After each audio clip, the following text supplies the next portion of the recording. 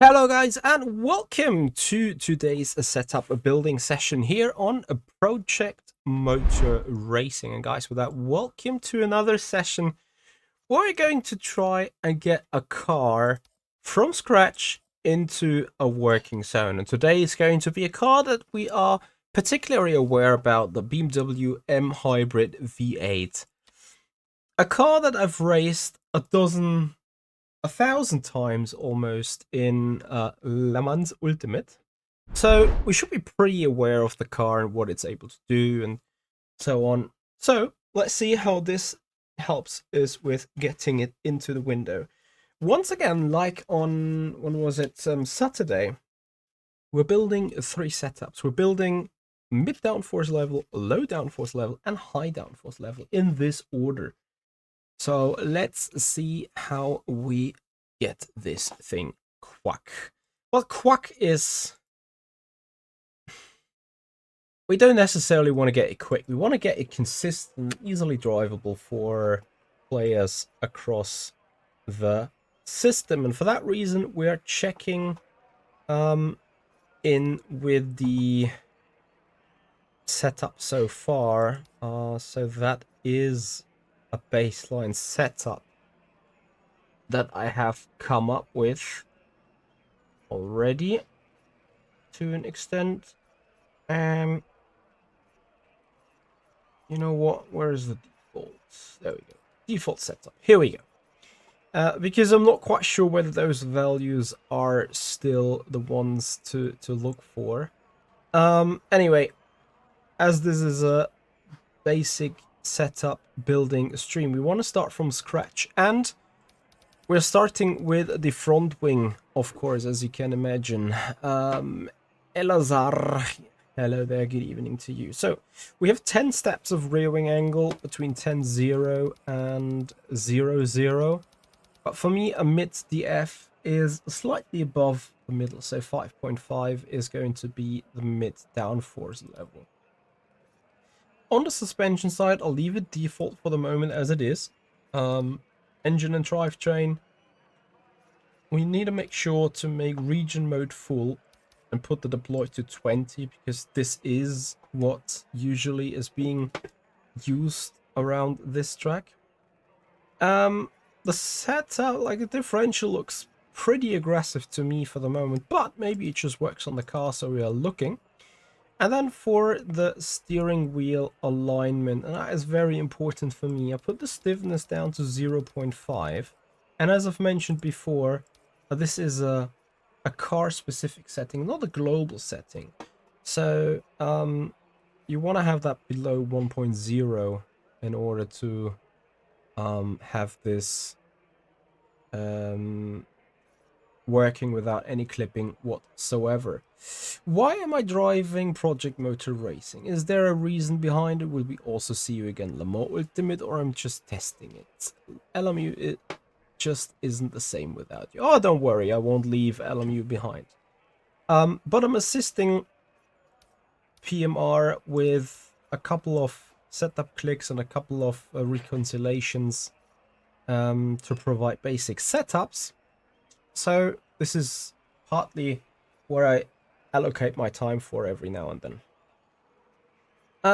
On the alignment boost, I found 60, 40 and friction 32 to be the ones working best. So here we just go MDF V. Oh, hang on a second, it's called different, I think. Oh yeah, my initials. MDF H V2.0. We're gonna update this setup every now and then when we come back for changes in pit lane, but for the moment, we take it as it is and take the car out on the track.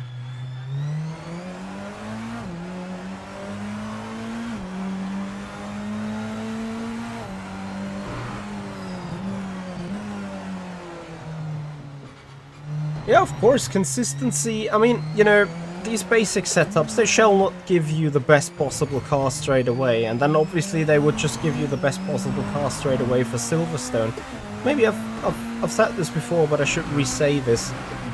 I'm taking the cars out here at Silverstone simply because Silverstone, the same as Barcelona, is featuring all specific corner types that you can find. Standalone 90-degree turns, high-speed turns, low-speed turns, corner combination where the change of weight distribution is insanely important. So this is obviously high-speed turn here.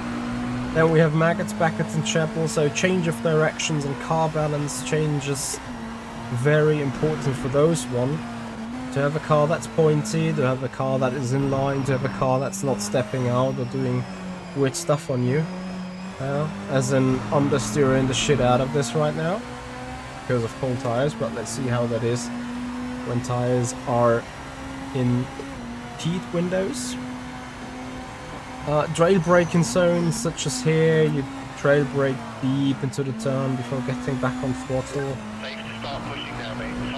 And then obviously heavy braking zones, low speed turns.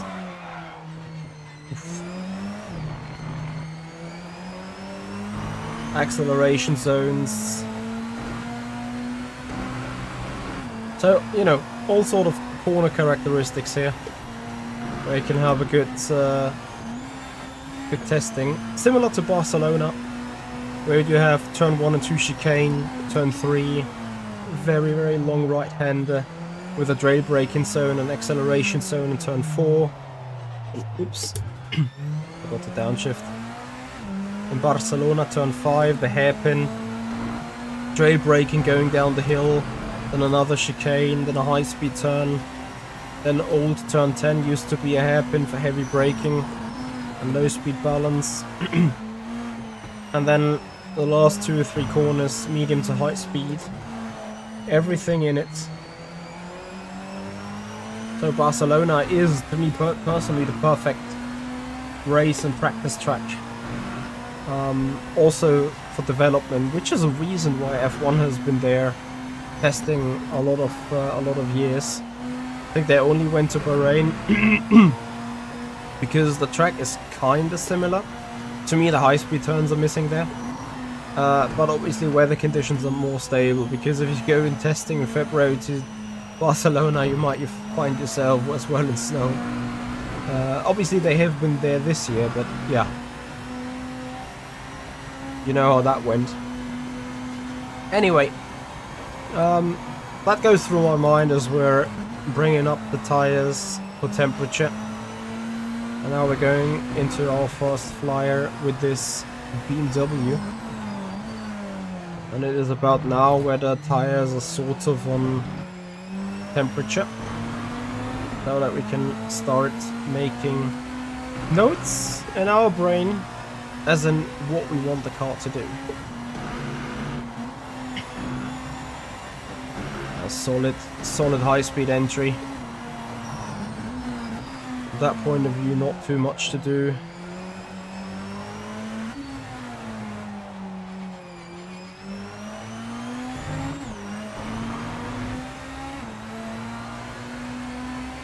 Car feels not being tight at all on the traction control, so I'm gonna go down by 1 click.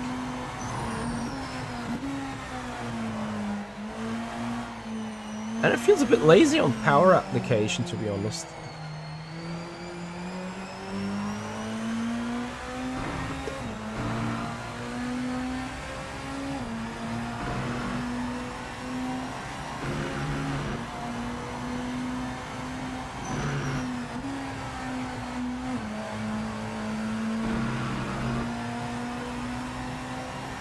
Let me check something. Let's put the power deploy limit up to 50. Maximum deploy. Need to be a bit careful over those curbs. Cars tend to kind of spin to the inside.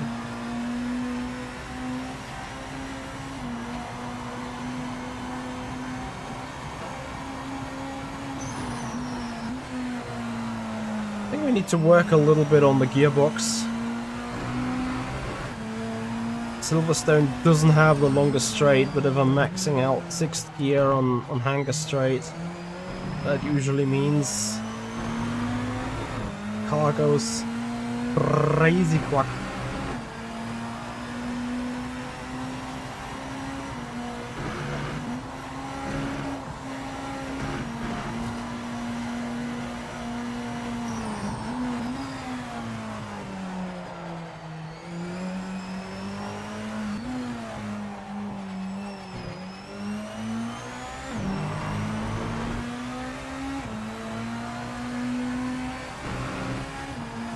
Got a generally good pointiness.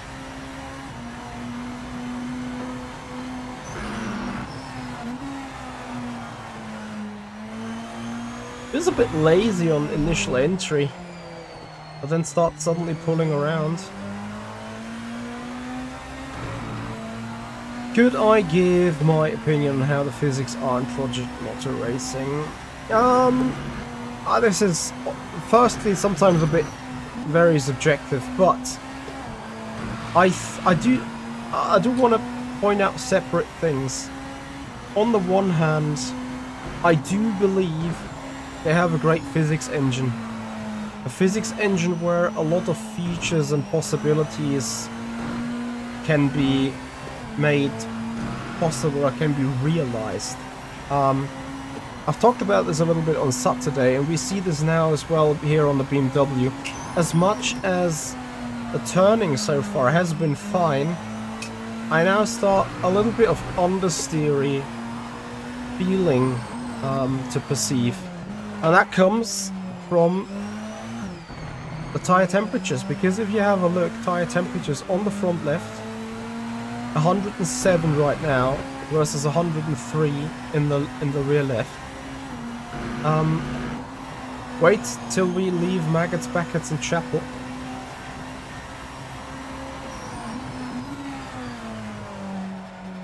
And have a look on those tyre temperatures then again. And this is what I meant before.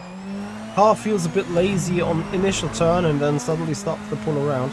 Anyway, that is an effect that shows how much potential the physics engine does provide, and I can show you another piece of that in a moment. Let me just finish the lap and also point out my tire temperature sort of dilemma, I want to say. Right now tire temperatures look kind of alright again. You want to have them between 100 and 105 degrees. Front left 101 or 100, rear left just 2 degrees below that. But as we're going through Cops, there's the first time we're starting to put heat in the front left. And then watch Maggots, Backets. A little bit of a mistake there. Chapel. And once we go into Hanger Straight, we have 110 to 104 degrees, which means the front left is going to be over abrasively abused. So that is something I want to sort of tackle with the setup a little bit, because here I just feel understeer, and that kind of triggers the car. Apart from that, and maybe I wanted to show you something. Let me see whether that is actually visible like this. Yes, perfect. Watch on the ECU. You see there is a negative number right now in the power section, and that becomes positive as the RPM accelerate. But something else that you should have a look at is how in the medium RPM area, like above 4.5 to 5k, I think, it starts. This car doesn't do it that much. Interesting. So that is, here it's either way better modeled, or this car doesn't just suffer so much from it. So I think what they are trying to achieve by looking in the transmission, in a certain RPM area, the car sort of starts to, here it does it a little bit now. So it is here in this area. You see the power goes up and down, flipping a bit backwards, forwards. This is the ICE modulation, where, you know, in the real world, you have ICE getting spikes from bumps, from curbs and whatnot, so it can also always suffer from power peaks. And I think what they try to really do is to replicate that, because all from those outbalancing of those peaks and noises, usually the ECU kicks in to make up for the power dropping up and down, but having it on a static level to not run into penalties. And on some cars you feel that pretty bouncy, that the power is really like bum bum bum bum bum, like an old car having a misfiring every other cyclist. So you really feel like there is a little bit of power up, power down, power up, power down going in. So you see there is that very versatile, not versatile, very diversified physics engine that can produce and can also show a lot of different things. I found the damage model to be quite interesting as well, to an extent. The tires certainly are interesting with the tire pressure, so too low on the pressure and the tire heat just goes across the street. It just goes like 130, 140 degrees and you lose all your grip. But on cold tires, with the underinflated tires, you have endless grip. It feels like so great. But the moment you put pressure in, this flicks around. The temperature stays sort of normal, even in the heated area or in the heated conditions. But you have like no grip whatsoever in the beginning, making the tire really stiff and the tire sidewalls not flexing a lot like they would in an underflated condition, and therefore create heat and stuff like that. So there is a lot of things that are moduled very correct. I think there is certain things where the PMR physics engine is doing things much better also than Le Mans Ultimate. Tire pressures is one of that areas. And there's a couple of other things where I'd say other manufacturers or other sims are better, such as I think the power deploy is not 100% perfectly balanced. Like, I can't get rid of the feeling that there is a difference between 0, 20 and let's say 50 kilowatts of e-motor deploy. I can't quite prove it really, but it sometimes just feels different. It just feels that one car or a car goes slower or faster over the straight, but it could also be just down to exits. Something they're doing currently wrong is they have two LMHs, the Peugeot and the Toyota. They let them deploy at 180 kph, but I think that is just setting things. There's nothing down to the physics as such. I do believe they have an extremely potent physics engine as a tool. It's just dialing it incorrectly, and I think the more sophisticated your physics engine is, the more on point you need to be with your calculations and with your physics and with your values and with the code and everything that gets simulated. And I think this is probably the area where PMR could still improve a bit. But as Hobnob says, lots of potential for sure. In the meanwhile, INTW, thank you so much for your sub. And Piozio, how you rate this game from 0 to 1? Well, 0 would be shit, 1 is great, so we take 1. Alright, back to my sort of front laziness issue. And I see a slow bump on the front, so I want to make that softer to allow that initial pickup of energy a little easier. Then I was having an issue with going over the curb and the car sort of hanging in and getting flicked around. Or I need to drink something, too much talking. So I want to tackle that. And in order to keep the front alive though, I give it a little bit more negative toe in, just 2 clicks.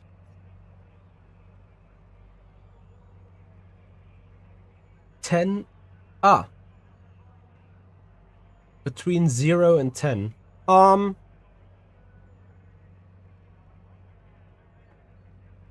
to say. I would I would probably rate it between 7 and 8 currently.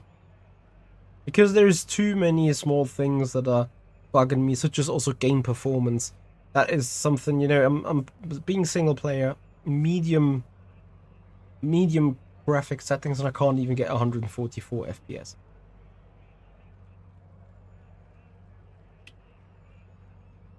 Beat Matteo, yes, the GT3 setups on improveyourlaptime.com and RF2 are up to date. Hugo! Absolutely, long time no see. How you doing, buddy?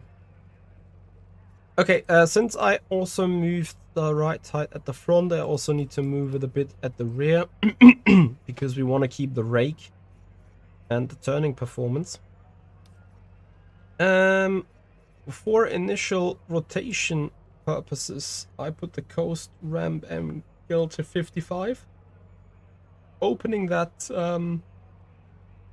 differential in coast a little more, allowing for more rotation off the throttle. So that should help on turning. And then, as we did in car already, the traction control down to 5. Then, because the temperatures ran a little away at the front, I'm gonna put the fronts a little bit more tire pressure in, so that they are not overheating as badly. Hopefully, obviously, I do know it's a right-hand side track, a lot of high-speed turns for the front left tire to deal with. I won't be able to fix it entirely, but if I can at least fix it a little bit, that would be great. So let's see how the car feels in the meanwhile. Doing good, lots of work. Yeah, who hasn't got lots of work lately? Right, back to driving. And let's see how we can push this car to even more performance.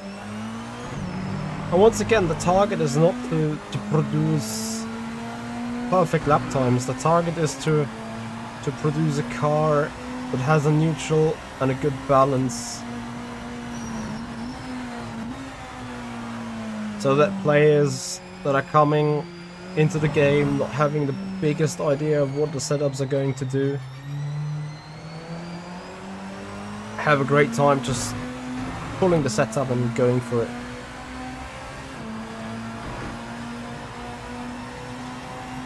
I haven't found a way to log Motec data yet. I think there should be a way, like at least, you know, the game is giving out telemetry. Otherwise my dash won't work. But I haven't tested yet in which intensity or in which possibility this can be used in Motec. Like I didn't find the plugin yet. What is the steering stability for you?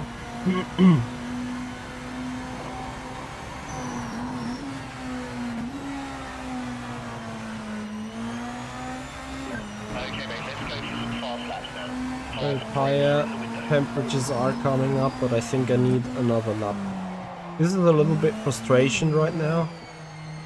You do a setup change, you get a fresh set of cold tires, and you need to bring them up the temperature, which is why I'm having the habit to not only change one or maximum 2 values at the same time, but go through like a couple of them at the same time, because I just want to save some time, you know.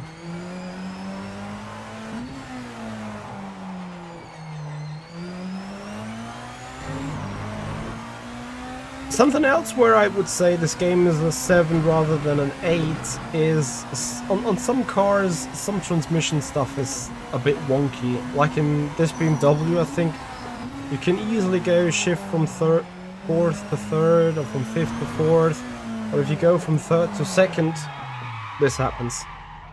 And I found this with a couple of cars, so I'm wondering whether it is a physics issue, whether it is a tire issue, whether it is a engine brake issue, that the engine brake is doing some fancy stuff whenever you are going from 3rd to 2nd, because, you know, the gaps between 2nd and 3rd, 3rd and 4th, 4th and 5th is sort of equal. You wouldn't expect the car to do nothing between 4th and 3rd and then like just burst out in balance. we're going to second.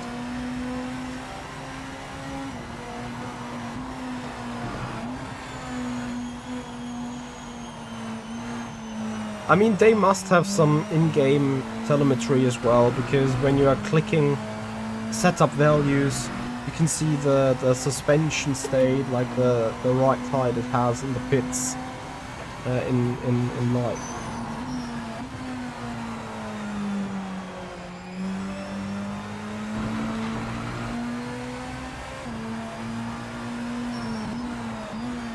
Stefan, honestly, I'm not looking too deep into those things, even on LMU. So I have no experience with that.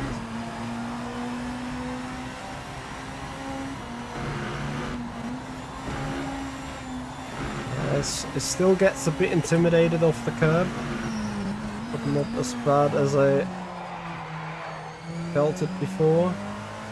Now we have a little bit of a stability issue into turn 3, perhaps. So a couple of changes might be a bit too drastic. Well, let's see. Give it 2 or 3 laps before we come to a good conclusion.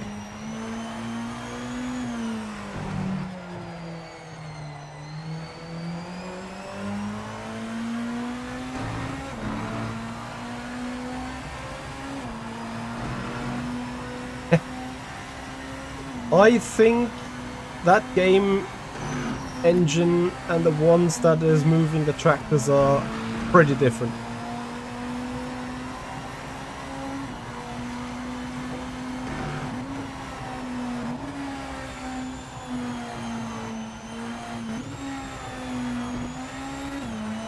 This feels a bit like a greater balance. Let's see, so tire temperature difference was -6, sometimes -7, front to rear. Actually rear to front if I'm talking about minus.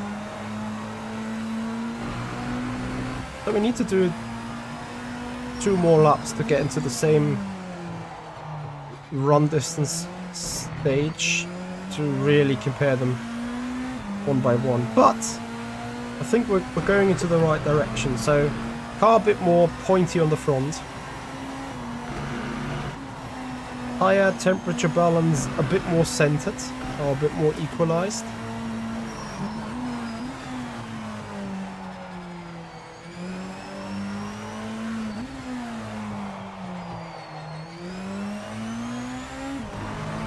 Hey Ian, how you doing, man? Thank you for joining.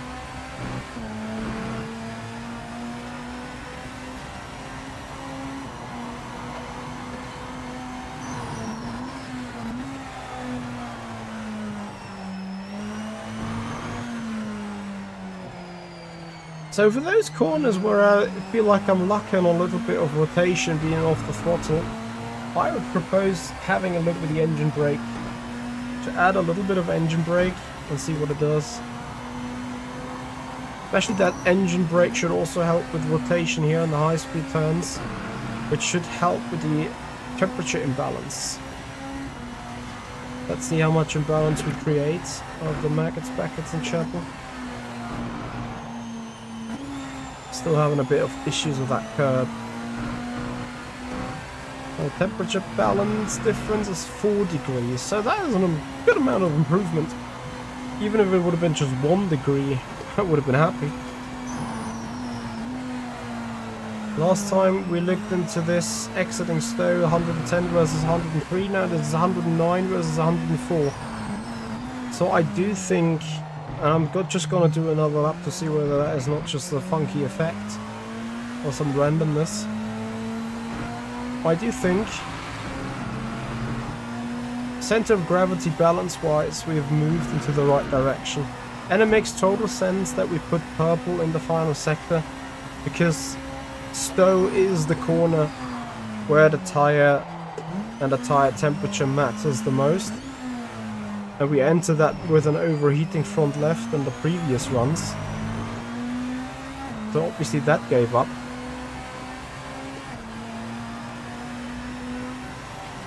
Yeah, Hugo, I think it's fair to say that I mean, you see that with me assisting them again with setups, that the cars are constantly further developed, the tires and physics retunements are constantly getting developed, and the guys 100% are burning for a longevity of this game. And again, it's like, as I said before, I think it has a good potential. I think the physics engine is very promising. Lots of things that you can do with it. It's just about getting it into the right window. Everything literally. And speaking about temperature window, 109 to 104. We're getting a little bit into that area again, but I think we may have now peaked it.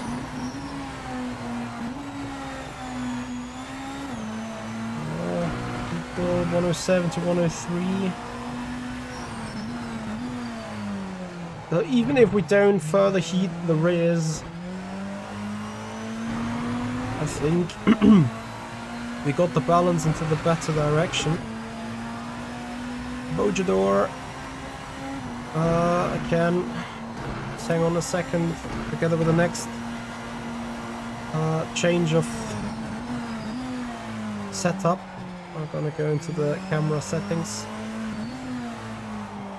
I think the shakiness, I'm not sure if they added an option for removing the shakiness, because I would immediately do so. Because I want this shakiness to be gone. It's like a lock horizon feature in Le Mans Ultimate, and I have that to off simply because I want to feel one with the car, because my head is doing the same movement as the car, I would suppose.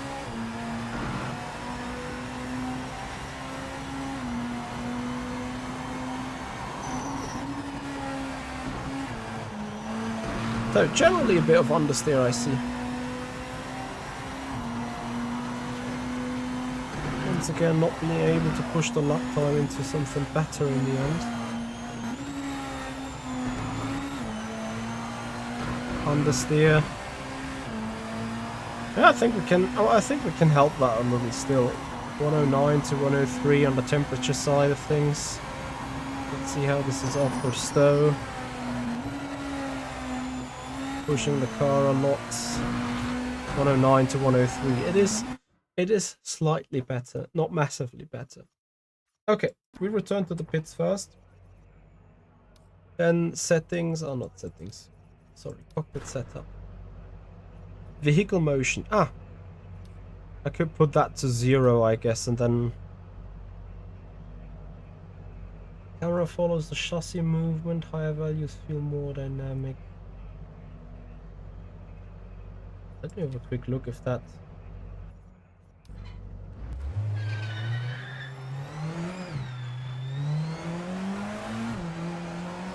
Yeah, I think that's more of what I would want to have. Now the car, or the chassis doesn't move, it's the car that moves. Yeah, that's much more of what I want. This is much more consistent for me, because here I see and feel what the car is doing. Is there a bump?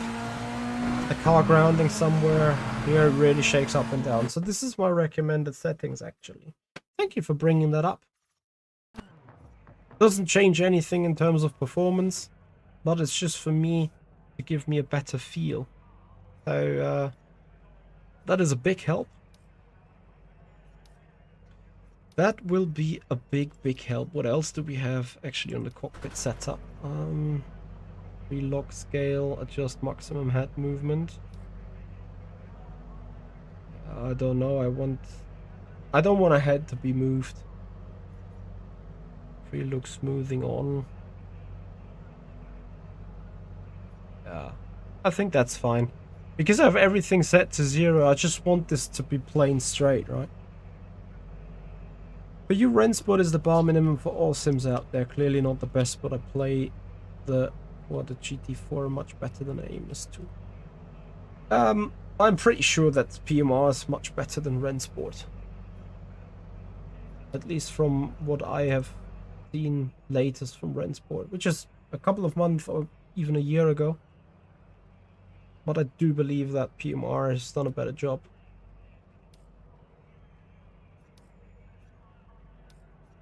Anyway, guys, back on the setup. I want a tad more stability on the braking on the rear.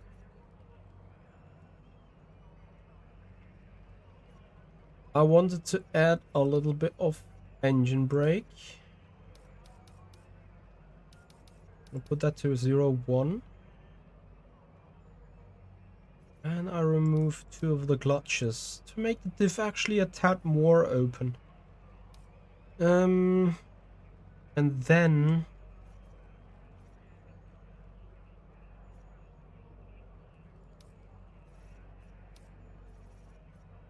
I bring back a little bit more of rake, and you need to see here 72.8.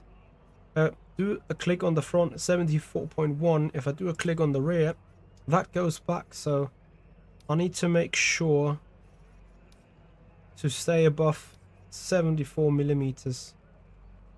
I'm gonna put it like that, maybe a notch lower on both ends again.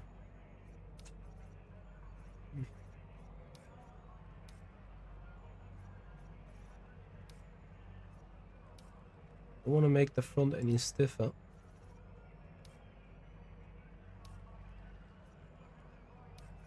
want to make the front a click softer. That way it's probably also going to help the front end rotation. Meanwhile, I'm taking some notes that I have to keep in mind.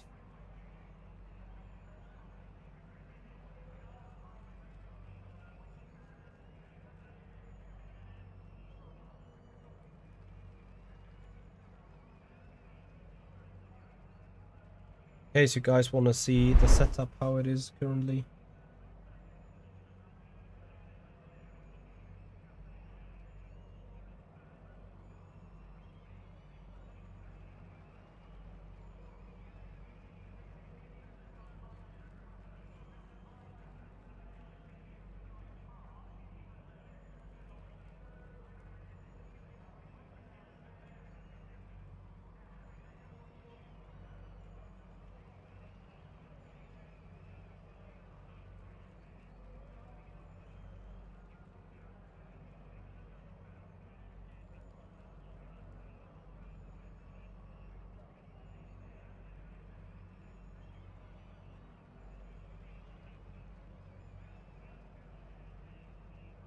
Alright. Then, let's keep cooking. Now let me quickly check, is there something else that we need to look at? Potentially, what I can do is also bring up the rear tire pressures by a click. That would potentially help rotation coming from the rear. Engine and drivetrain, I wanted to go 1 click longer in 6th, 1 click longer at 7th. Save the setup for the moment.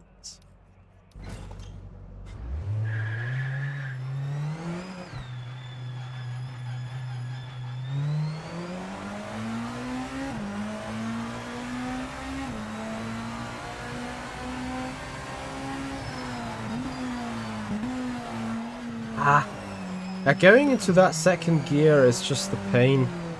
You need to be low enough on the RPMs for the shock not to hit it. So something that will be interesting to see now is how much is the engine brake a factor when the car is now rotating into the turns.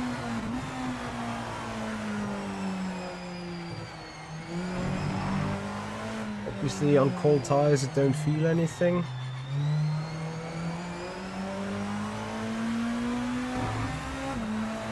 Really smooth. Actually, let me try TC4 even. I want at least the TC to be tuned in a way that it's assisting on exit, but it's not overreacting, because that is obviously annoying. Like, you build a setup for a sort of good balance and then people are hitting the throttle and the car does nothing. So we don't want to have that. Okay. This time no reaction from the curb, so maybe we have finally got enough ground clearance. Let's see how the car behaves. And there is more higher temperature in, and it could as well mean if the overall rotation now goes down, even high tire. Oh. Yeah, the second gear is pretty much unusable. If the rotation is going the wrong direction, I might have to bring the car down again in order to create more aerodynamical performance. Yeah. First lap is always bad, but obviously if you don't hit the apex in the right way, then all the other stuff doesn't work, right? Ride the white me. Hello there. Thank you for the follow. Welcome. Ah, Toby One Can Toby. How you doing, man?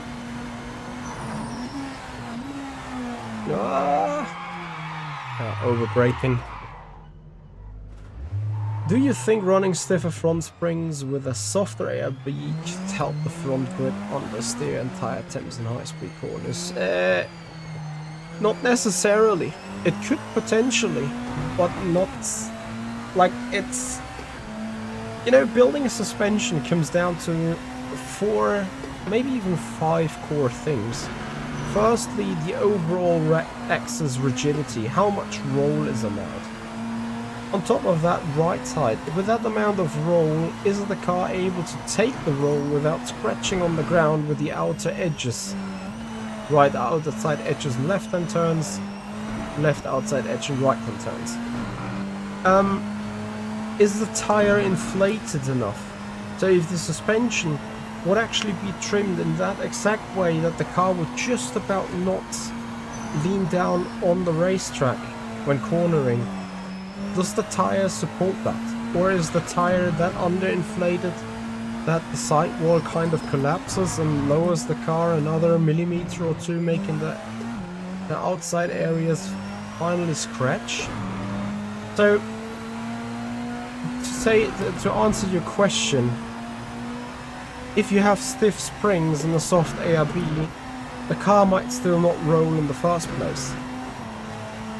Whereas on the other way around, if you have soft springs and stiff ARBs, the car may also not rotate, which in my case, it does rotate. I'm having a feeling that there's a little bit of engine brakes already too much. Because I think, yeah, you see this off-throttle balance, this off-throttle rotation? Nah, Spinarella is fine, Toby. We're just testing. A Spinalla is also fine. We're just testing and learning. We wanna see all those impacts of the setup values, right? So spinning is part of the process. You don't know how many setups, especially basic setups, I've built with spinning. I spun so much on them because I'm trying to find a way, like, where's the limits of the car? How do I need to tune the setup in order to have a neutrally balanced car? This is not necessarily what I would go for. If this was an esport challenge, I would probably go for a car that has maximum rotation, that is prone to kill me over the curb, but that is very pointy on the front end, so I can rotate as much as I want and needed to. However, the average player might be better off with a car that is slightly tad understeering, rather have a balanced rear instead of an over-rotating car. So it's very important you go out for a spin and notice what might be just too easy to lose it. And you know, if I'm losing it, the average player might as well just lose it even beforehand, so I need to go a couple of step backs, right? Anyway, speaking about steps backs or steps forwards, let's see. Still understeer into the off-track area.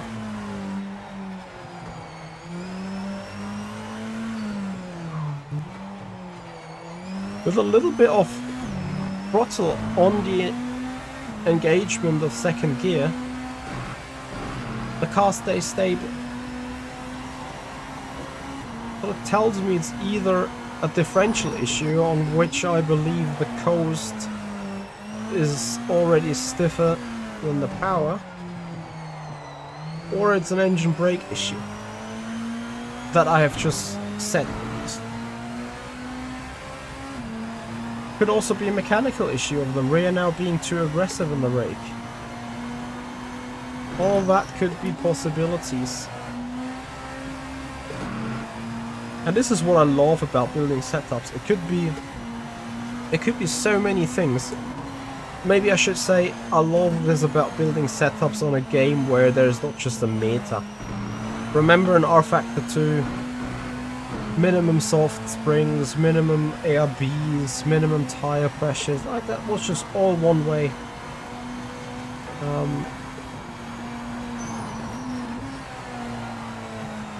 Yeah, I appreciate having a physics engine here that is way more sophisticated. Okay.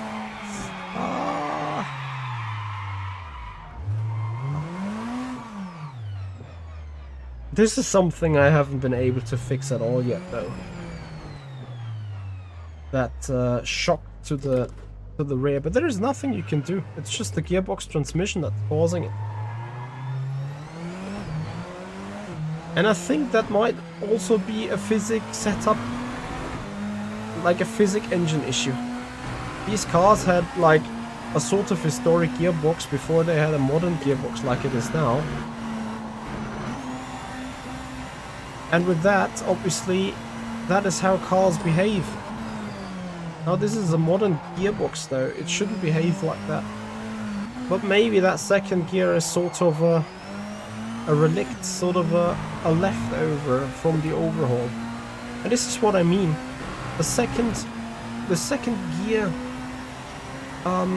shock spin issue, I want to call it. That's not a problem of the physics engine. It's actually a praise to the physics engine, how sophisticated it's working. It's just the settings, as in the code, as in how the gearbox is then being put into practice by the devs, where you need to find the issue.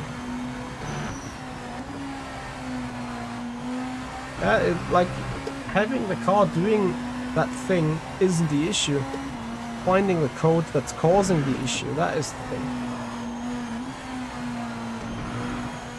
So curb behavior is much better, as you can see. Still fighting a bit of understeer though, on the front left. What am I going to do with that?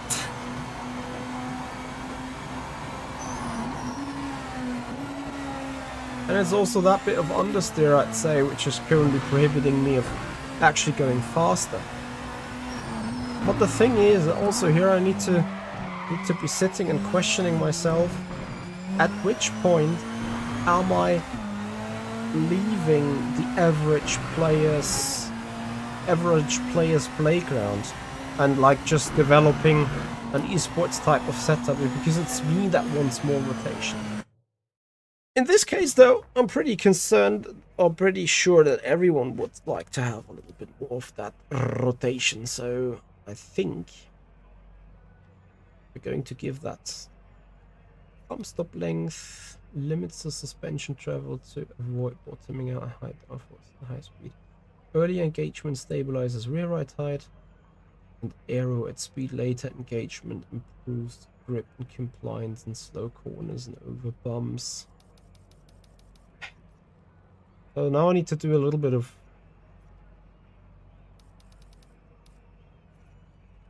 we just make that a bit softer, so in case we do bump into that. Also click more camber, and I want to remove that engine braking thing again. Make it at least very little. Okay. Then I think 6th and 7th could still be a click longer. I adjust 5th on top of that. Traction control 4 felt alright. Batteries of my headphones are dying.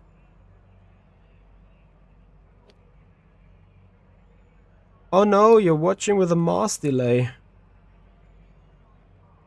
But yeah, you help big time. Like, whilst there's a stupid stitchiness that's itching. Whilst this won't make the setup process that much easier for me or that much better, it gives me a little bit of more information what the car's actually doing, so I might find the right direction to go with the setup much earlier. So let's have a look at them.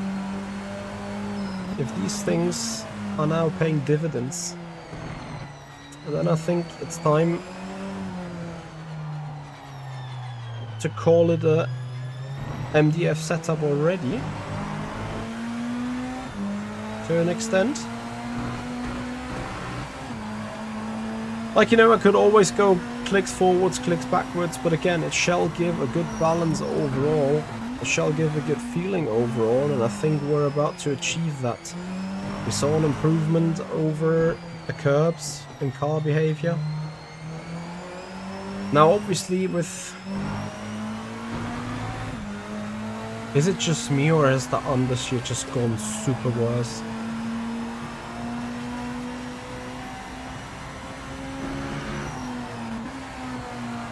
Probably now I need to let Prime speak and see what we can actually do on it.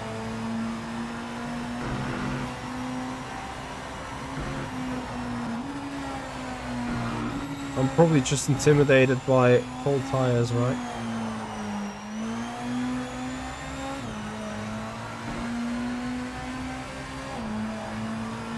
Yeah, absolutely. Sometimes it's too much, sometimes not enough.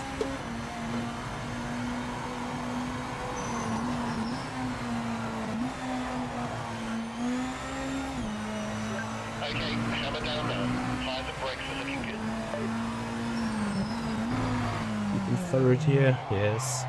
And still the car sort of light dry brakes into the last bits of turns. Anyway.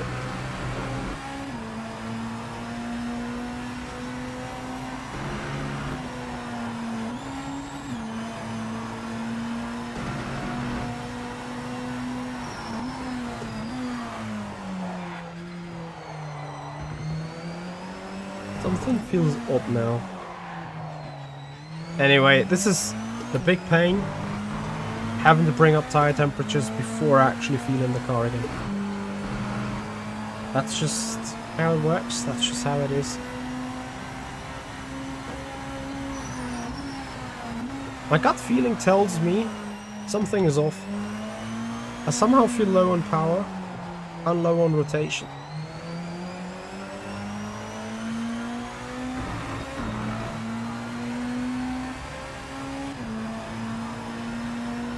I think that fifth gear is shit.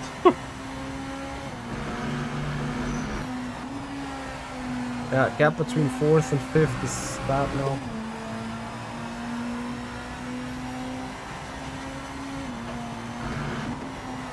Oh yeah, the guys have certainly put in a lot of work, and I think they're on the right direction. Much better than on actual release.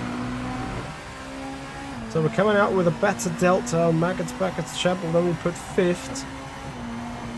And that delta kind of dies.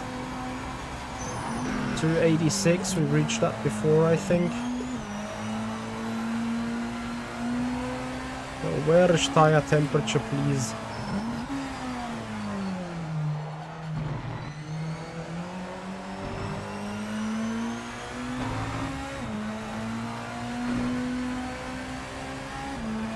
So let's see.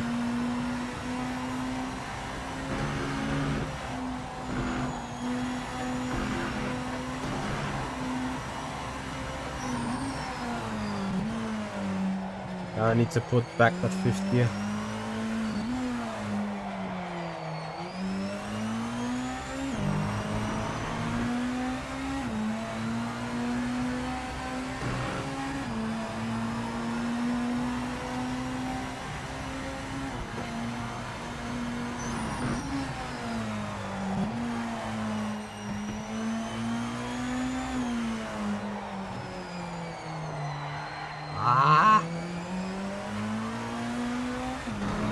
still have a slight balance issue.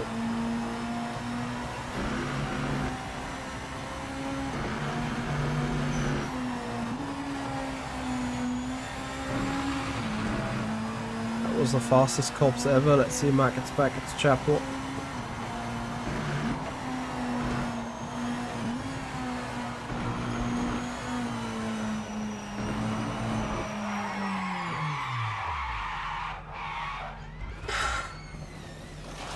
That to me is a physics issue. Was fine on most of the other curbs, now turns shit.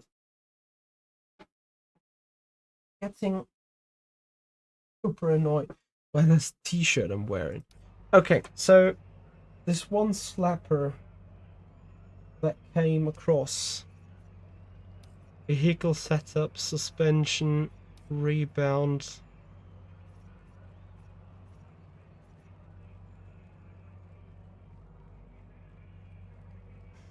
What if it's... Let me give that a shot. Otherwise, I'd just set that back and call it a MDF. Because I think balance overall was fine. Car was very pointy. Car did exactly what I wanted it to do. Obviously, apart from that curb thing. Oh. And the second gear is a fifth gear. What about fifth gear? Guys, remind me. Come on, do it.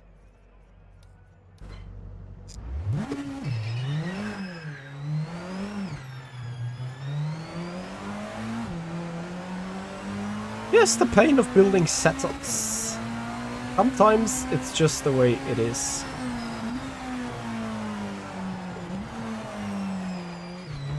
Yeah, and then second gear is absolutely fine at times, right?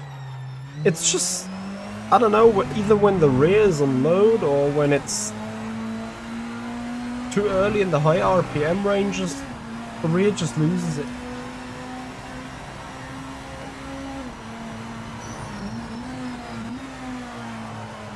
Can't even just give an explanation as in why that is. And here you obviously see the cold tire pain. It's great drivability of throttle pickup, the engine, TC4, no issue. We're getting the right direction. I would love to show these kind of things as well on Le Mans Ultimate. But the thing is, whenever I would do so, I would be working on an esports setup for myself. So obviously I can't give that away to the public. So that's a bit of an issue, as you can imagine.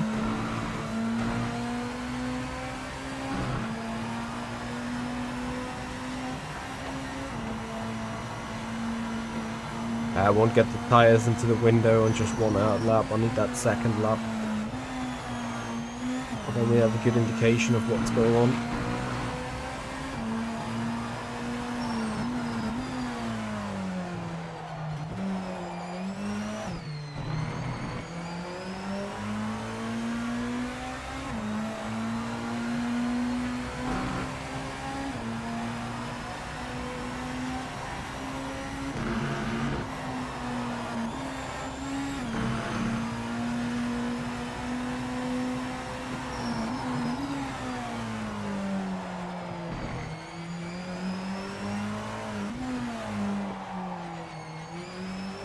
And then you still need second gear at times, because I think the car would be just too low on power using third out of turn 4.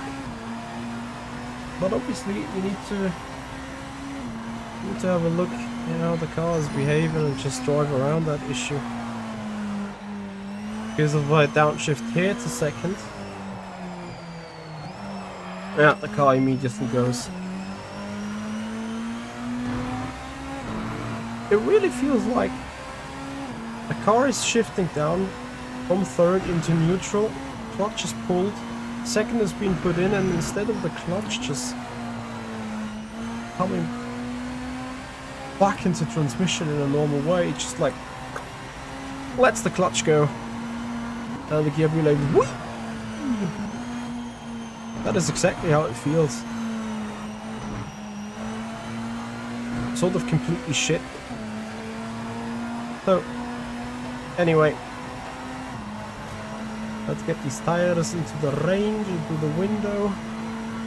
102 degrees on the left. We want to have between 100 and 105. This is where the PMR tire here on the Hypercar works best.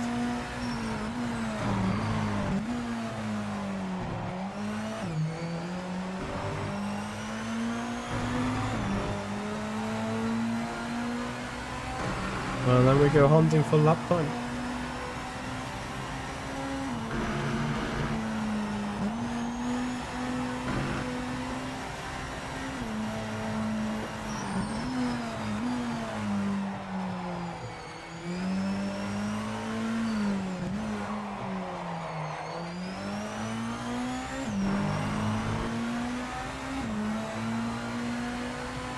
Hi Nicholas. Well, compared to LMU, expect a little bit more forgiving driving, especially I would say if you loved hypercars before the update with a slip slide angle, then you'll find these hypercars much more fun to drive than the current hypercars on the more Ultimate. Whether fun to drive actually means better remains a subjective thing. I do believe that the more Ultimate hypercars are still better in overall. But it's like I said before in AMS2, for me AMS2 is from a realistic POV, it's just not there. It's just way too slip and slidey. But it's like good fun driving those cars there.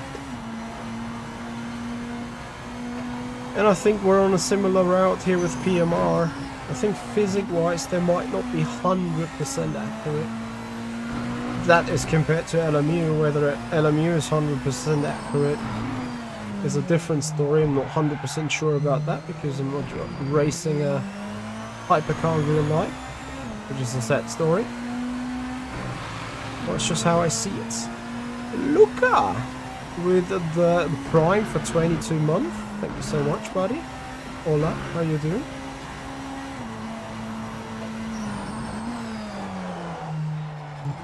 How's RNL Esports coming along? So finally hitting the apex. Now we can also leave the corner getting the 310s up. 2.5.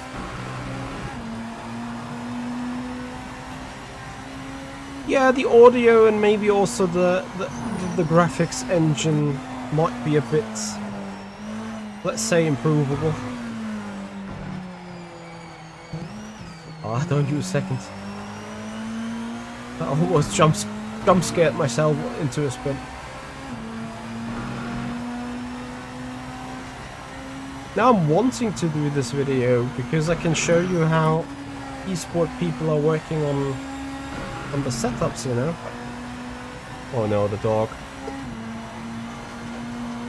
So many people always keep asking about, oh, can I do a setup guide? Can I... Shit. Ah! Yeah. One big issue in Mackets Brackets chat. We need to see whether that happens again. So many people want to see how is a setup guide coming along, how am I building a setup, how much Mojig am I using, and you know, this is also a perfect scenario where I can show you guys what goes through my mind as I'm building a setup, what goes through my mind as I'm trying to fix specific issues and stuff. So, need to do the lap again, right?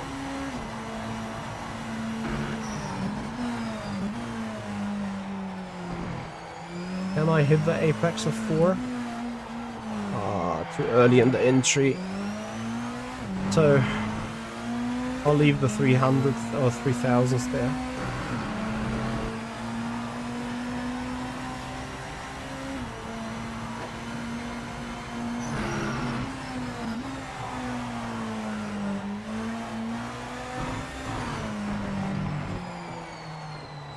I'm not going into third is great.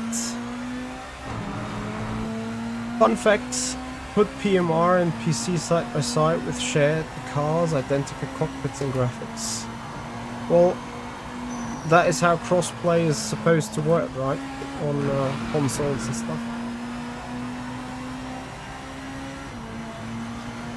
What exactly? You see the dog and the girl. Oh my god. Ah, now I fucked up this turn again with bad driving, but at least I could keep it on the road. Probably a bit better adjusted entry speed. How do I find the tires and physics set around the car and PMR? So, if you probably right back in the stream, you're gonna see me 20 minutes about philosophing about their physics engine. But I'm just gonna do it again in a short form. So, I do think that PMR has a sophisticated and very high in potential physics engine ready here. The thing is getting that physics engine perfectly fiddled to work well with the cars, to work, or the other way around, to get the cars working well with that physics engine. Because I've said this before, and I'm probably gonna decide after turn 4. I'm gonna show you anyway. So, you will see into the next corner perfectly downshift from 6th to 3rd without any hesitation, without any issue. 5th, 4th, 3rd, car stays kinda stable. 3rd to 2nd, no chance of keeping it. This has happened not only on the BMW, but also, which car did we do on Friday, Saturday? Help me real quick. Which car did we do? The Aston Martin. I think the Aston Martin had the very same issue. So to me, it's not a physics engine issue that this car is spinning from 3rd to 2nd. That is an issue coming from the code, coming from the drivetrain, coming from the way the gearbox is coded into it. I don't know. Then, what's great on the physics, the tires, they are a very great tool of that physics engine, because if you put up high pressure and in cold conditions, tires are hard. Sidewalls are hard and stiff. Tires have no grip whatsoever. They take ages to heat up, and then they have also a hard time keeping up the heat. We can do that example in a moment. Actually, let us just do it now, because this is our MDF setup period. I'm gonna show this real quick. Let's say setup MDF. So here's the thing. Now I put absolute maximum on the pressures. Won't be a magic bullet, but have you tried loosening the rear fast rebound and stiffening the front springs a click? Yeah. I did. I had many other... Like, I had this issue across all cars where also these cars are behaving very differently. Some have notorious understeer, others have notorious oversteer. So obviously you need to adjust that with the suspension and stuff. And I've done a lot of that. Okay, real quick. 2.3 bar into the tire. Let's just do the outlap and see where the tire temperatures is at the end of the lap.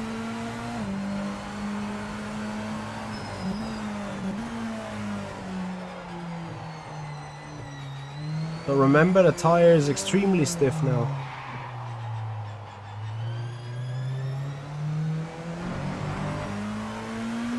But Hobbs, I can give it another shot what you're suggesting. So let us also see top speed. We're reaching 362, 363 at the board. Out we go. A lot of understeering, waiting for the car to rotate.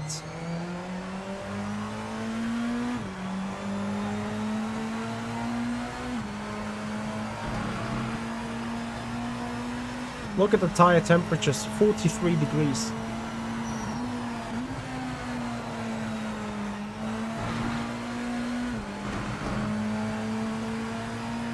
Hop, I will give it a shot in a moment and see how it goes.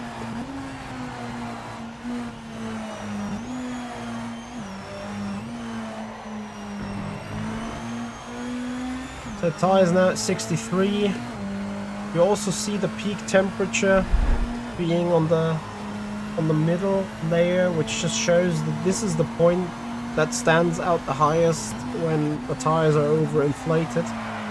That center area. Oops, this time I'm losing it just on my own. Anyway, tire temperatures are at 75, 80 at the rear, right? And you've seen the car is a bit slightly 2.4 bars as well in terms of pressure. Now let's do the opposite. Let's go into tires and chassis. Gonna put minimum pressures. You'll see the difference straight away. 0.9er and a 0.9er.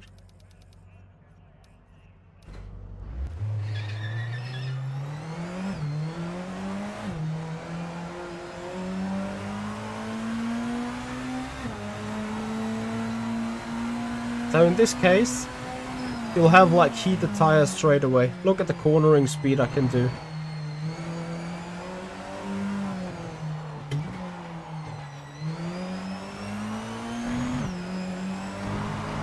But you'll also see what is the actual issue. Remember 262, 263 at 150 meter bolt. We're doing 220 now. Because the car is so low from the sidewall not being able to deal with the pressure.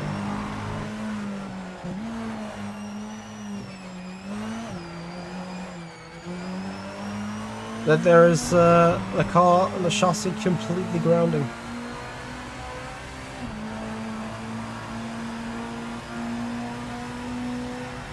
So as a comparison, tire temperatures, remember we had 40 something. I think on the way, was it down towards Mackett's back at Chapel? We're already at 70 here.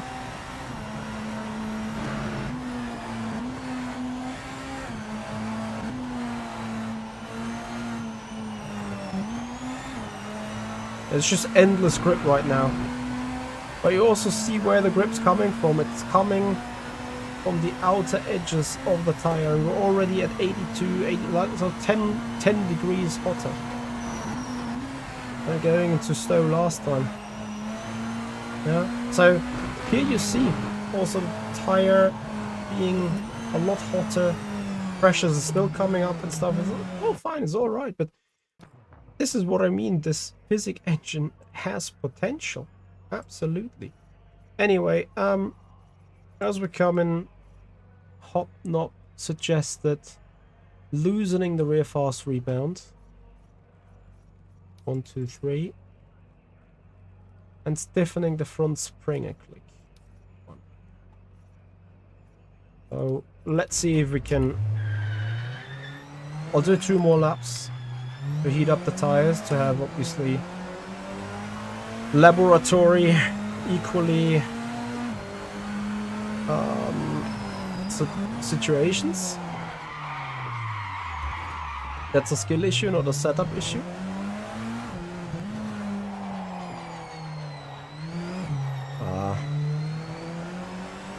I'm pretty sure it's ECU related.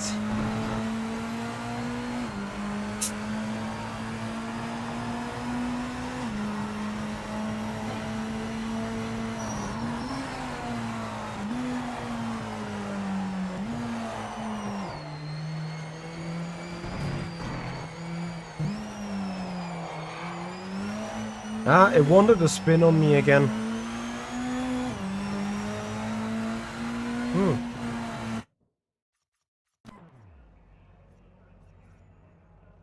Why the fuck? Did it take those pressures? Not sure if they stayed independent, but make sure they get saved with the right setup. You played only LMU for 1 week and now you can't go back to iRacing? Says a lot about iRacing, doesn't it? No, I don't know. I mean, don't get me wrong, I'm a Le Mans Ultimate fanboy. And I kind of hate the way iRacing drives with a passion, so you won't find me saying anything too greatly positive about iRacing. But I do think that especially the latest tire update on the hypercars, and also the latest tires and GT3s and stuff, is a step towards iRacing in an LMU perspective, in terms of physics, behavior, and so on and whatnot. But I would like to have your opinion. So, what hooks you on LMU compared to iRacing?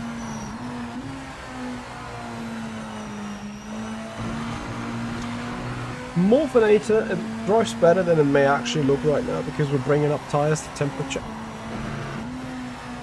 We'll see how it drives in 2 minutes. I think it drives fine. My two favorite cars on PMR so far is the Mazda MX-5 and the Audi R900 LMP2.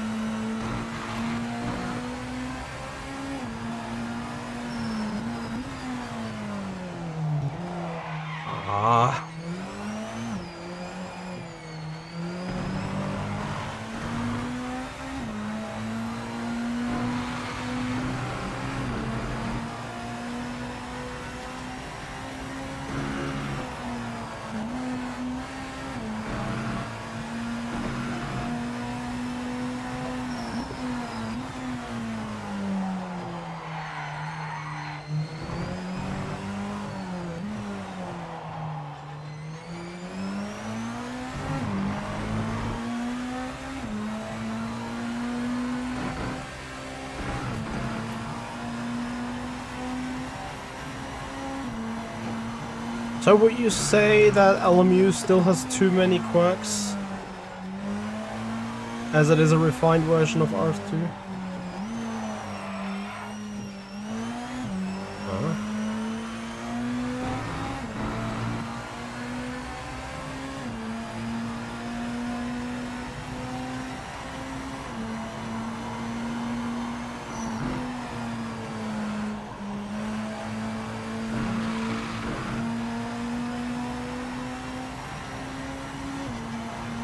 Tommy V is absolutely. Obviously the Le Mans Ultimate tire has its limitations as well when it comes to heat and over usage.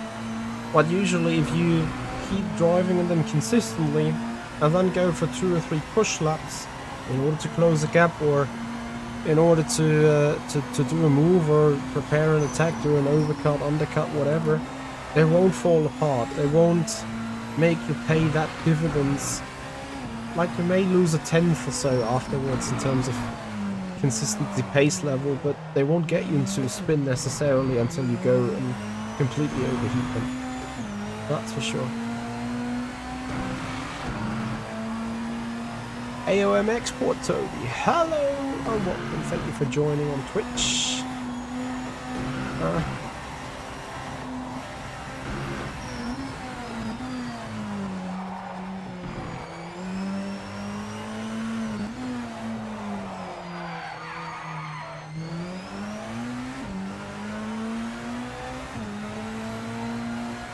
It might be a tad more. Oh, I need to do 1 more or 2 laps to get into the same tire working area. I want to see if it doesn't have any other downsides where it's a rather dodge second gear. I mean, I would still dodge second gear, right?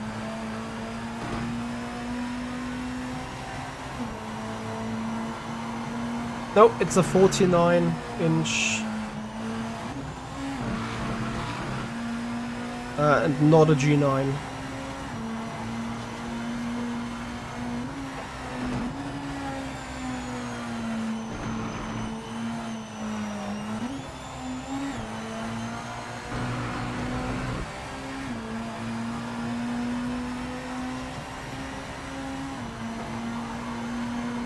Yeah, I hope they make like an R Factor 3 kind of thing out of Le Mans Ultimate in the long run. That would be amazing.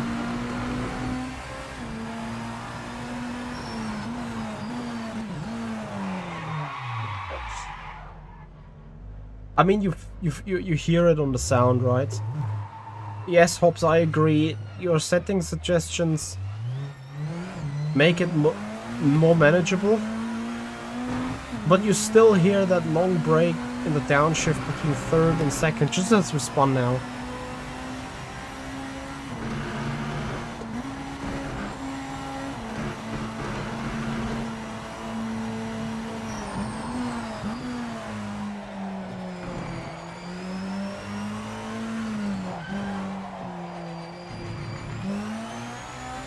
Yeah, brake in a straight line and then use second before you turn in might work. Anything else, I don't know. Yeah, Hob, I agree. To me, it's a general issue across almost all hypercars. Always from third to second. And sometimes even worse, from second to first. But that actually makes sense. I think there's hardly any race car which just shifts down from second to first without any sort of hiccups, right?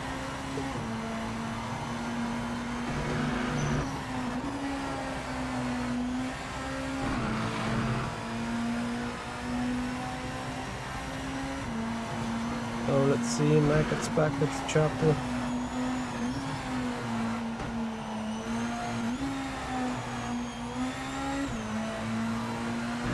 Yeah, obviously that stiffer front spring takes away the rotation momentum of the car a little. Worse for me, but if I'm thinking neutrally about it, probably better for the average driver. In terms of stability. So I feel like I'm gonna keep it.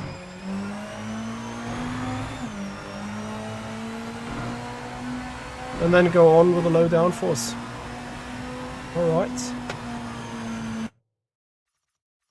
That's a done deal. Man. Just 40 minutes left in that session.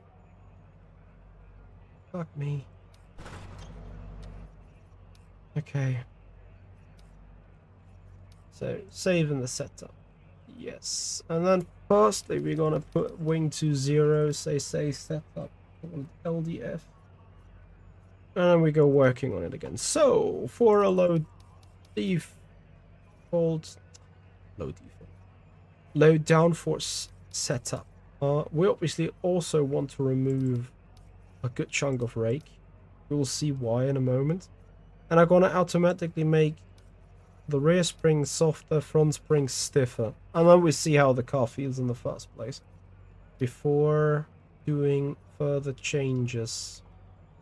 For sure I can take away the engine braking for the LDF. You're gonna see why in a moment.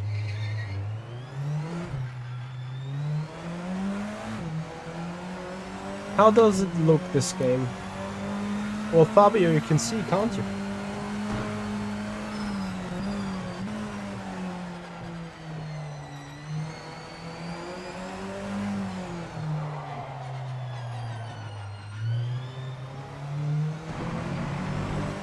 Lost packets. PMR is a lot improved since its original release. Yeah, the problem is it got bad reviews when it got released. And then those keyboard warriors, they play it 10 minutes, write their stupid review and never touch it again. At least 90% of them are doing it. So this is why it has bad reviews. Which interestingly means sometimes, actually most of the times, the initial launch of a game and its quality is almost more important than the final product in the end. Where is the grip? Ah, yeah, we left it with the rear wing. Oh. I'm gonna take some notes.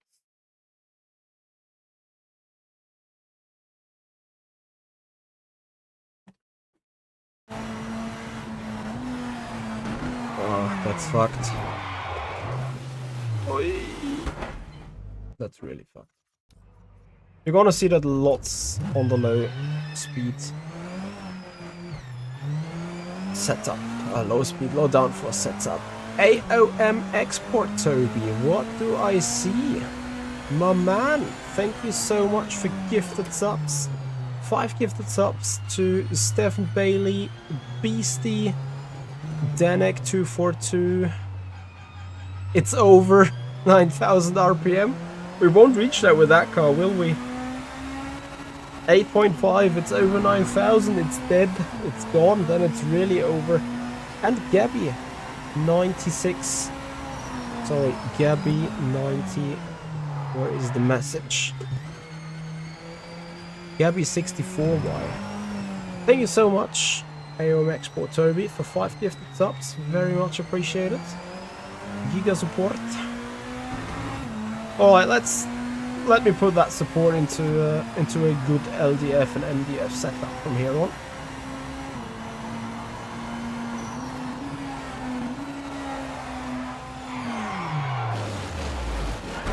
Yep. Low downforce setup in the bin. I'll tell you the truth. MDF is tricky to get it into balance. When you remove the rear wing and try to somehow get the MDF into an LDF, it's when you lose your mind. And you've seen why so far, right? And remember, I've not just been like, okay, let's remove some rear wing. No, I have stiffened the front by 2 clicks. I have softened the rears by 2 clicks, making the car a lot more understeering. I have almost removed 60% of the rake that we did have before. And yet the rear over-rotates extremely. And this is what makes this low downforce you losing your head around it. I have wing 2.0 at the back. I do not even want to think about what happens at 0.0.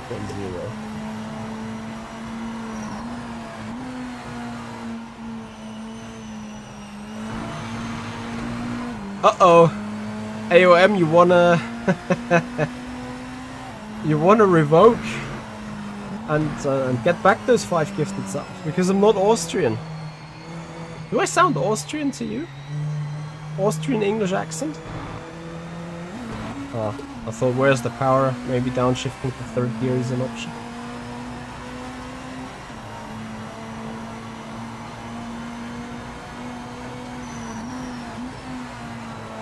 There is one big issue with the career mode, and that to me is playing it with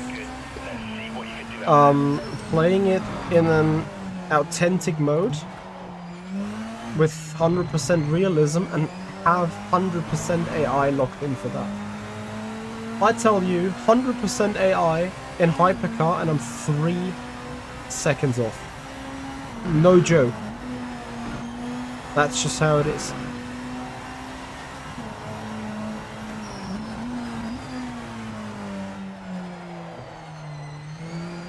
My accent sounds like a smashed all Euro accents in one. Because I can roll the R like the like either the Spanish people or the Slovenian people. Or I can also speak German like can speak English like a German. Because we Germans have no idea at all how to pronunciate the English words correctly.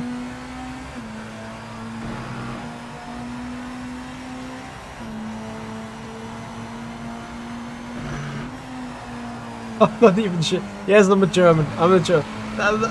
Like, how about trying putting some Southern English accent to the English? That's a Southern German accent to the English.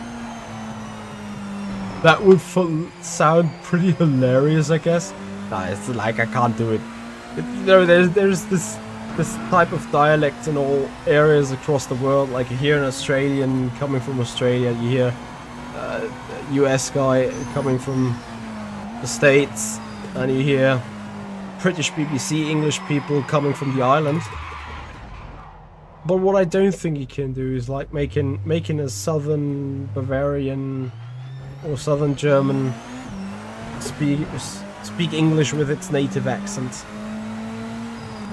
Okay, before we become a language meme though, let's focus on the actual task. Going back to that low downforce setup. Tires are now on temperature.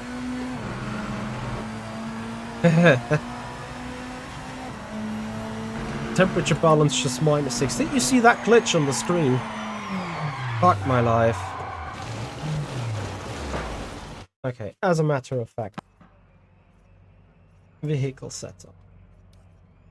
More clicks on the front spring. More clicks on the rear spring. Fast rebound. A couple of clicks more. We reduce the camber a little. Give the car more area to stand on initially. Champions League night. Oh yes, Champions League. Is Bayern playing against Real Madrid today? Or was that tomorrow? I wanted to have a look at that game actually. I'm not even sure if I have the ability to because of like wherever it is, the Zone, Amazon, Sky. I'm already mad I need to have Sky in order to watch F1. But when you want to watch football or soccer, it really becomes ridiculous. Like you need to spend like 1k a year in order to watch Bundesliga, DHB Pokal, European, Champions League, and whatever else you want to watch, I think. So Munich versus Real has started 30 minutes ago, or just starts now at 9. They are in Spain, so I don't know when the game starts.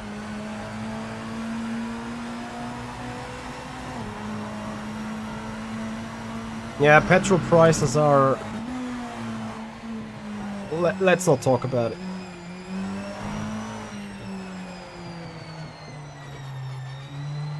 Should have probably removed more rake out of the car. This is driving me crazy at times. So we have 3 more centimeters. That is just about neutral rake now.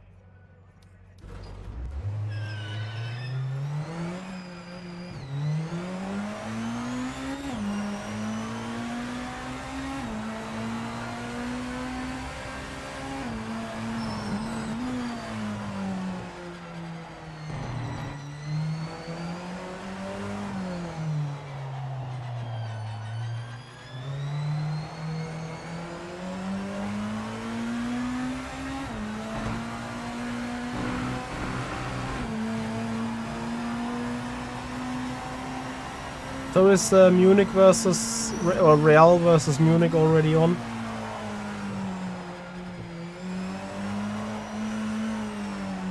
For this one, I might take the TC level back to 5 and see how it assists.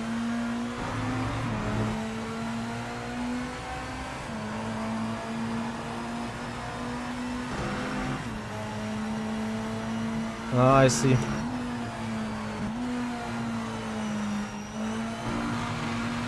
So, if you have the full Sky bundle, but is that for Austria?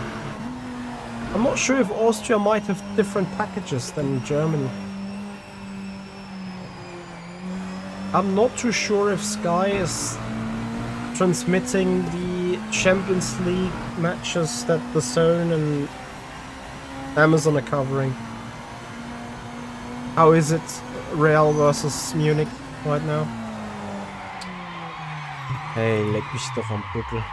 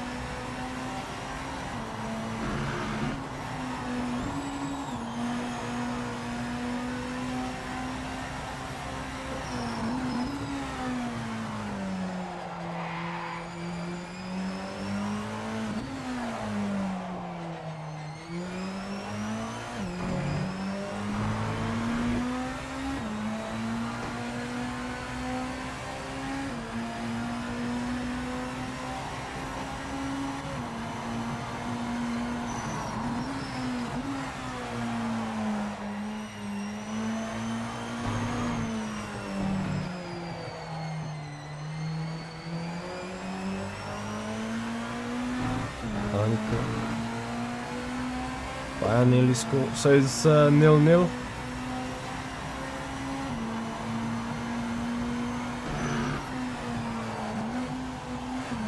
And that over rotation and high speed. It's just mental. Did Upamecano miss the goal, or was great Courtois in the right corner?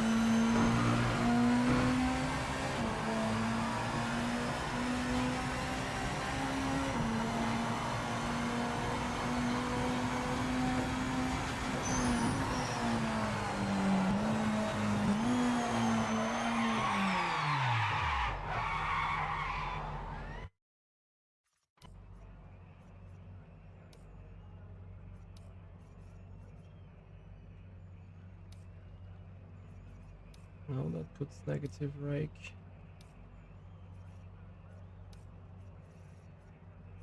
That puts it neutral.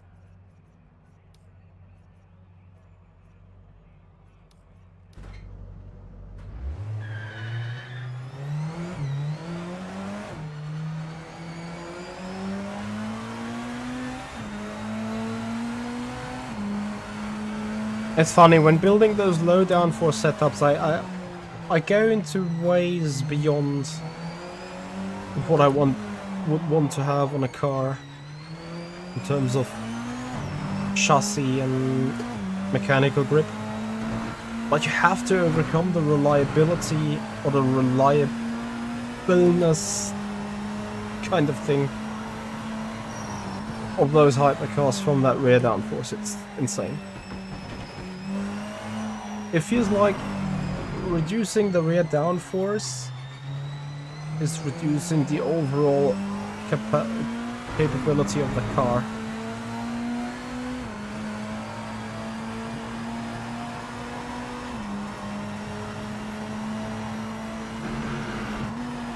Oh, is Courtois injured again? Why would Courtois not play on a game like this?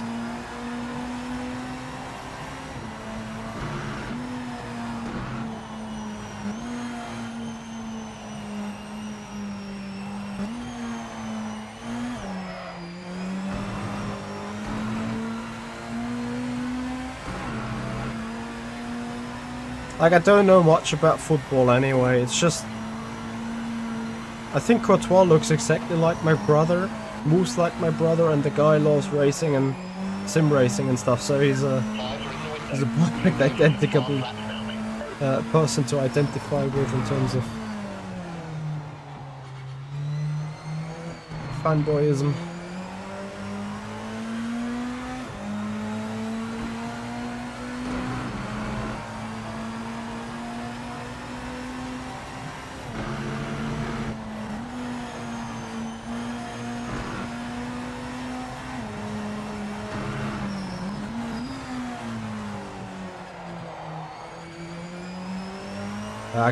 I can't get these low speed setups perfectly fine, but I can get them to a drivable stage.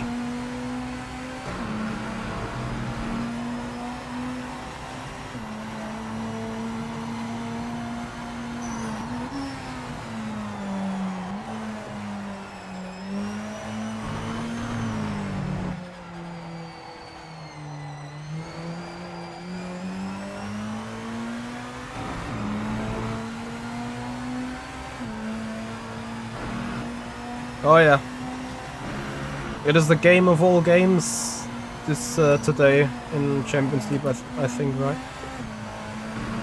What is it, quarters or best of 16?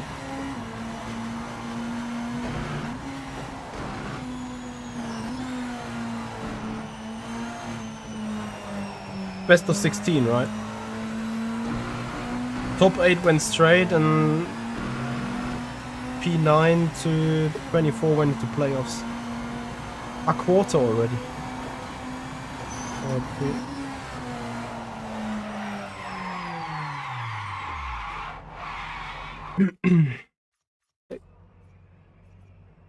Very easy. We just keep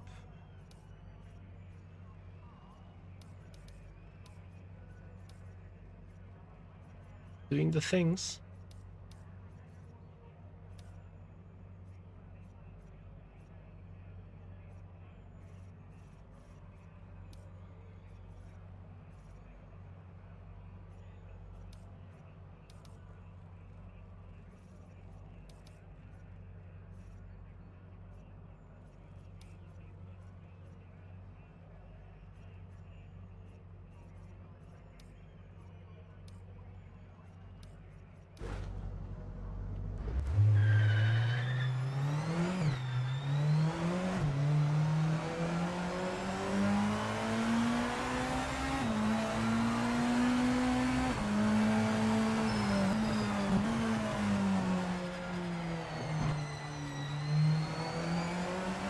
The funny thing is, in those LDF setups, even if the front almost doesn't do anything, almost does not rotate at all, the rear can't hold up with it. It's unbearable. Also, to me, not a limitation of the physics, to me an aero issue across all the cars.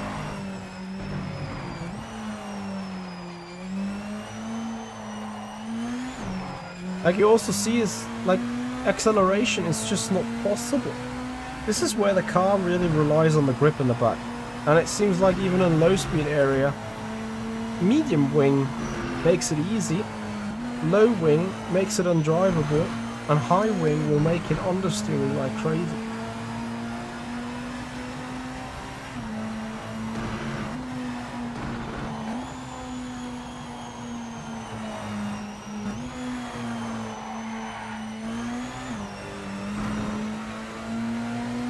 Car's almost no rotation on the front, yet the rear can't stay in line. But I can't make it more understeer. This is as understeer as I can get the car.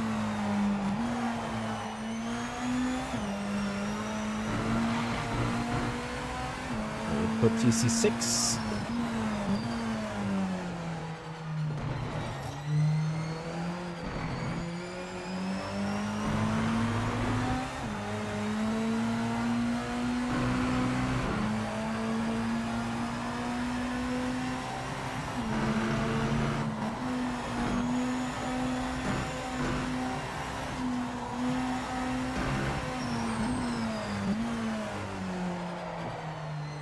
Yeah, Neuer has insane reactions for a 40-year-old. Alonso type, or Alonso Hamilton type of player.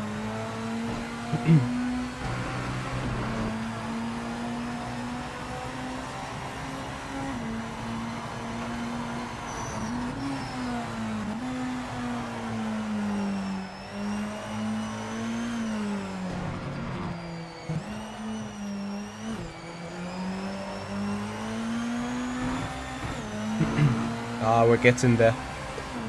We're finally having a car that can be considered drivable. Still sketchy in high speed, but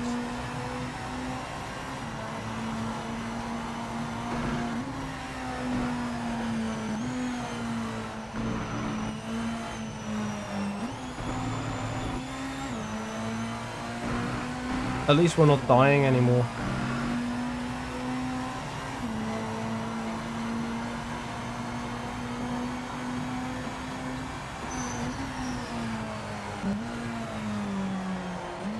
But I'm still about to lose it.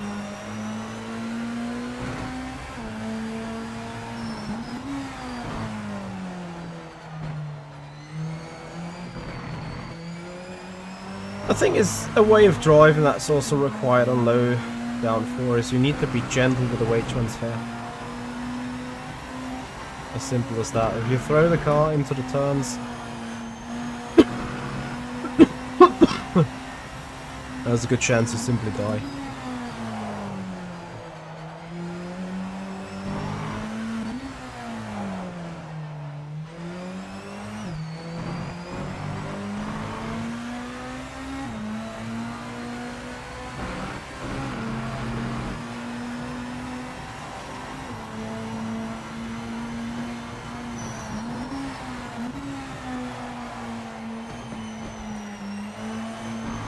Throwing the car in, and yeah, almost round we go. Okay, but that is driving style issue. So vehicle setup, save, yep, load. Where's my MDF? And do the opposite. Crank up the rake, soften the front. Camber. Stiffen the rear anti-roll bar. Putting up the wing to 9.0. Call it a HDF. And on the drivetrain, oh, I can leave that. I'm pretty sure we can leave that.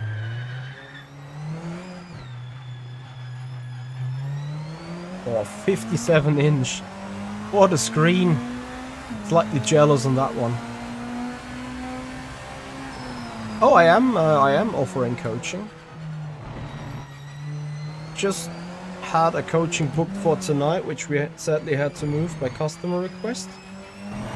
But yeah, I do offer coachings. Absolutely. Toby, just check out the YouTube description, or also the channel description on Twitch. You should find a valid invitation link to my Discord server.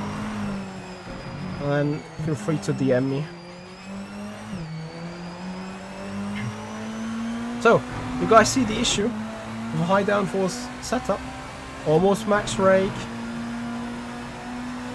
Almost front soft, rear stiff. No rotation, but rock solid rear end. Like you can throw the cars from right to left to left to right. Probably I can even shift it into second. Ah, and still die. Okay. It's not that stable then. A little bit of jokes.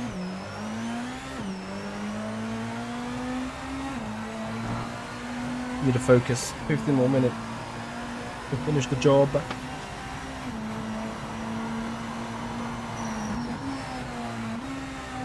Yeah, of course. We handled it. I would have almost said in the native language of the customer, but that's not right. If it's not German, then it's English. Now, mate. Tires are good. Give it all you've got.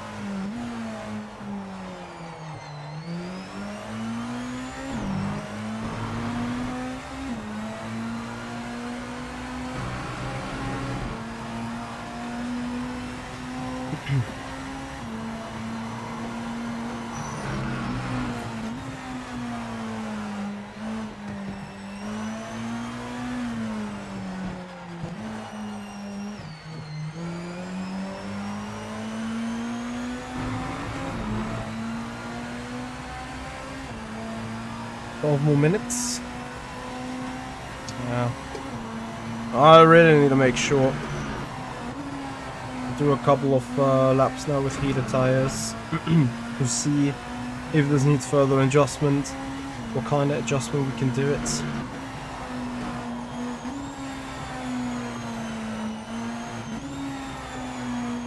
I see the cars are polar opposite. It's absolutely on rails, like it has a magnetic slope in the ground.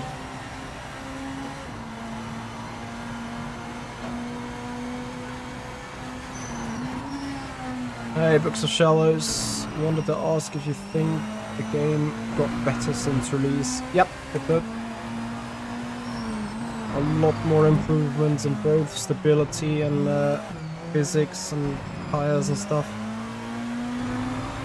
And I'm pretty sure they're continuously still developing on it because they keep throwing the patches out.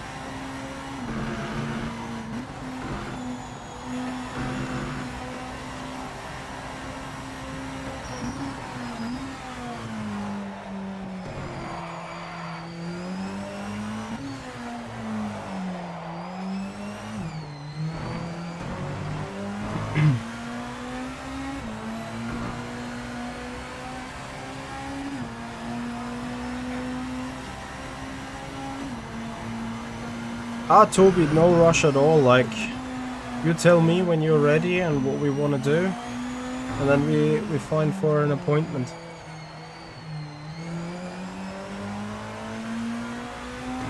Just generally, guys, be advised if you want to get a coaching on Le Mans Ultimate, then yeah, feel free to reach out to me on Discord best.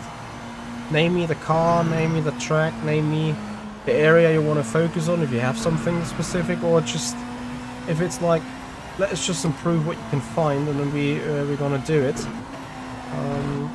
All I need from you is your postal address, and then you need to also sign a small GDP document that I'm allowed to use your personal data for taxation and invoicing reasons. And then we get going and we find an appointment and do some work together. And for those interested, the courses are available for 50 euros per hour. That includes everything, includes server, video of the coaching, getting the things set up together, and then like 60-minute session itself.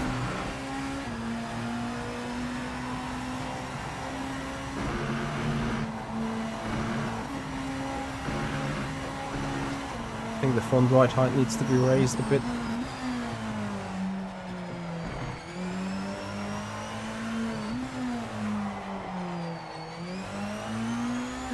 Yeah, car so on rails is crazy.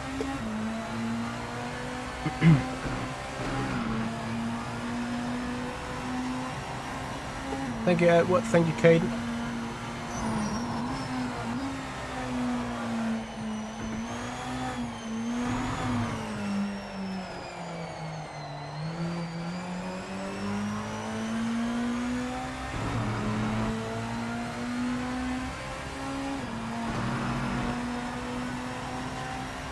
What is ATM2?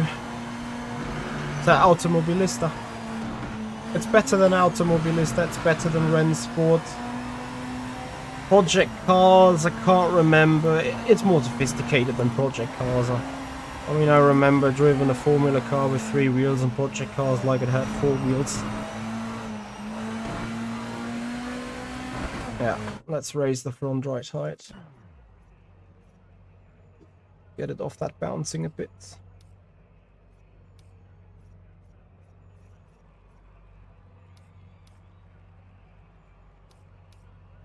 That has a lot of rake anyway. Then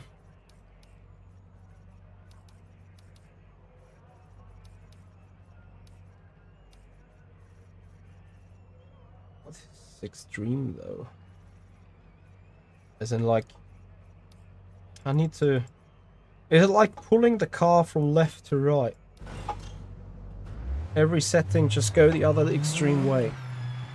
Yeah, I think game is better than Automobilista. More realistic, more... I don't want to say features, but I think in general Automobilista's tires are just too drift slidey. You can drive literally, or have to drive every car sideways, and then at some point an Automobilista, I think the car just snaps and goes, and it feels like very unnatural. It feels better here on PMR. I wouldn't compare it with LMU and iRacing. I've been asked that before. To me, LMU, iRacing, ACC, maybe Race Room are one category of simulator. And then to me there is maybe a Assetto Corsa belongs to them as well, and then there is to me the more arcade-ish, the GT7s, the Rennsports, the Automobilistas. I think they are one category, and below that is the F1 game, I would say, and then Mario Kart, of course. What I think PMR is ranking against Automobilista 2, Rennsport, and I think it's doing better than that. Not sure about GT7, because I haven't touched GT7 ever, because I'm not owning a PlayStation. Gran Turismo crossplay when?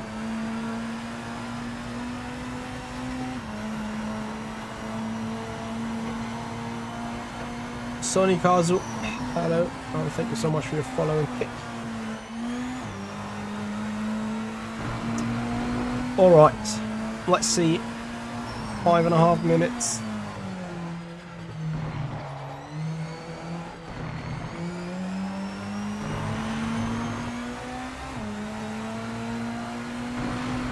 No worries, Books of Shallows. That's why I'm here. Remember though that this is my subjective opinion. And there is no proof or whatever. It's just my opinion and my experience that tells me the way the things are. From my perspective. But I think that's what you asked for anyway, so. Opinions. My opinion is that this car is driving like on rails now. Have you seen me spinning with this car like 15 minutes ago? No, totally impossible. How would I have spun on that one?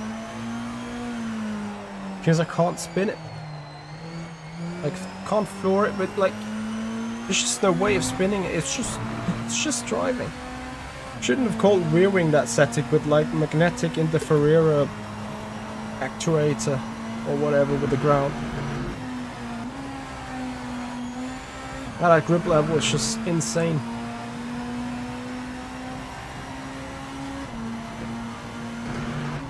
Also, again, to me not a physic engine issue, to me like a configuration issue. That these cars are designed to do this according to the code.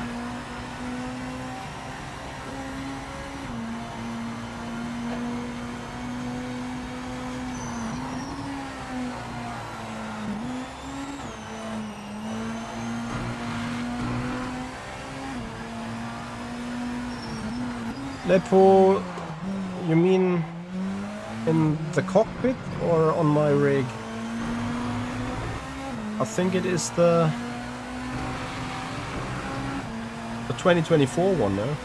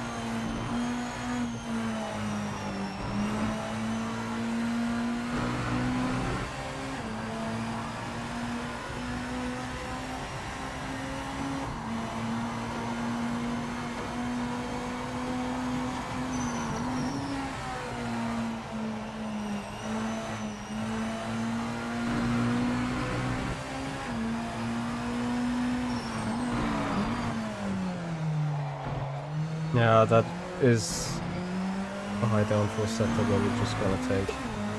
There's just so much drag on the car that you lose all that lap time.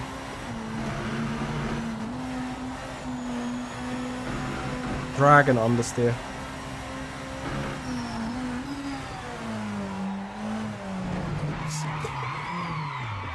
Okay, also a driving skill issue, I'd say, at the end of a 2-hour session.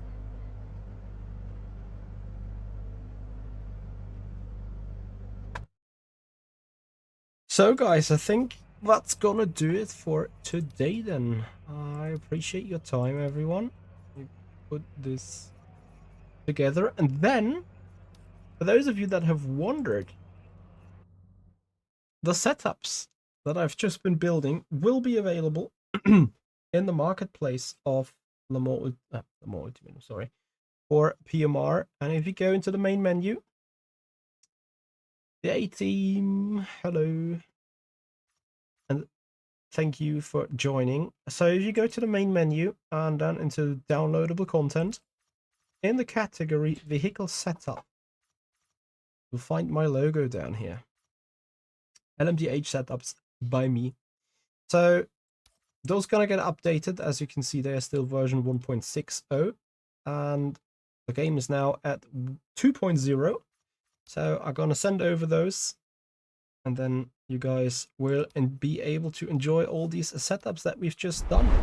Guys, I say thank you so much for your time. Hope you've enjoyed that little bit of a trip. On Thursday, or like at some point this week, we're gonna go back on Le Mans Ultimate, of course, as we have to do, I think, a little bit of qualifying, a little bit of driving, a little bit of catch up after losing so much DR. So there will be possibilities to catch us live. Until then, guys, I say thank you so much for your love. Thank you so much for being here. Have a great time. See you. Remember to follow, like, share, and subscribe. I forgot to tease that today. Of course, we want to grow that community. So please, please, please, if you haven't done already, like, share, and subscribe to the channel. And enjoy streaming with us. Guys, have a good one. See you. Bye-bye.